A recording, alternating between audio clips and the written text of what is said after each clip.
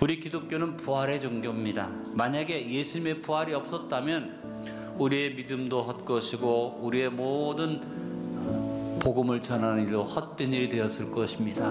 바울은 고린도전서 15장 14절에서 말했습니다. 그리스도께서 만일 다시 살아나지 못하셨으면 우리가 전파하는 것도 헛것이요 또 너희 믿음도 헛것이며, 또 17절에 이어서 바울은 반복해서 말합니다. 그리스도께서 다시 살아나신 일이 없으면 너희의 믿음도 헛되고 너희가 여전히 죄 가운데 있을 것이라고 말씀했습니다. 예수님이 부활하신 이 사건은 하나의 기적의 이벤트나 사건으로 끝난 게 아닙니다. 하나님은 예수 그리스도의 부활을 통해서 우리에게 부활의 선물을 주셨습니다. 바울은 에베소서 2장 8절에서 하나님께서 우리에게 부활의 선물로 구원을 주셨다고 그가 말합니다. 너희는 그 은혜에 의하여 믿음으로 말미암아 구원을 받았으니 이것은 너희에게서 난 것이 아니요 큰 소리로 따라합니다. 하나님의 선물이라.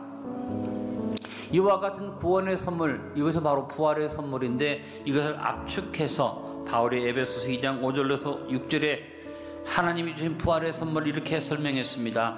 함께 살리시고 함께 일으키시고 함께 하늘에 앉히신 부활의 선물이라고 바울이 지적해 주었습니다. 우리 예수님이 부활하심으로 우리에게 선물이 주어졌는데, 그냥 이것을 그냥 갖다 놓고 확인도 안 하고 부활절이 돌아오면 그때서야 부활 기쁨을 얘기한다면 아무 의미가 없죠.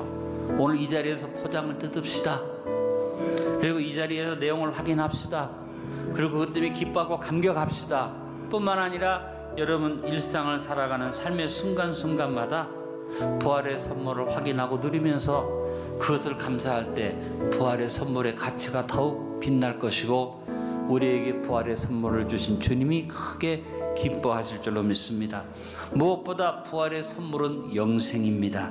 예수님이 마르다에게 하신 말씀 속에서 부활에 대한 가장 분명한 해석을 우리가 받을 수 있습니다. 부활이 무엇이냐? 따라합니다. 죽어도 살겠고 영원히 죽지 아니하리라.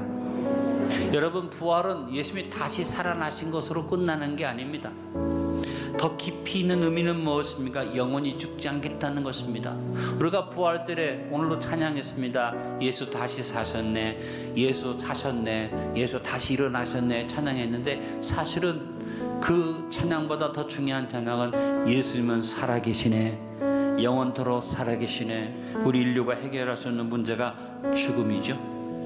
우리 인류의 해결할 수 없는 바이러스가 죽음의 바이러스입니다. 우리에게 죽음이 찾아오면 우리는 거부할 수가 없는 것입니다. 그러므로 여러분, 우리 주 예수 그리스도께서 죽음에서 일어나신 것은 우리 인생의 가장 어려운 문제, 가장 해결해야 할 문제를 해결하신 은혜라고 여러분 생각하시고, 주님께서 죽음을 이기시고 우리에게 영생을 선물로 주신 것을 감격으로 받는 복된 백성들이 되기를 바랍니다. 주님은 죽음의 전 과정에서 죽음을 지배하고 죽음을 이기고 죽음을 깨트리는 분인 것을 보여주셨습니다. 마가복음 5장 22절로 43절과 누가복음 8장 41절로 56절에 보니 회당장 야이로의 딸을 죽은 자리에서 살려내신 것을 봅니다. 누가복음 7장 11절로 17절에 보니 나인성 과부의 아들이 장례를 치르러 가는 장례길에서 다시 살리신 것이 성경의 기록에 나옵니다.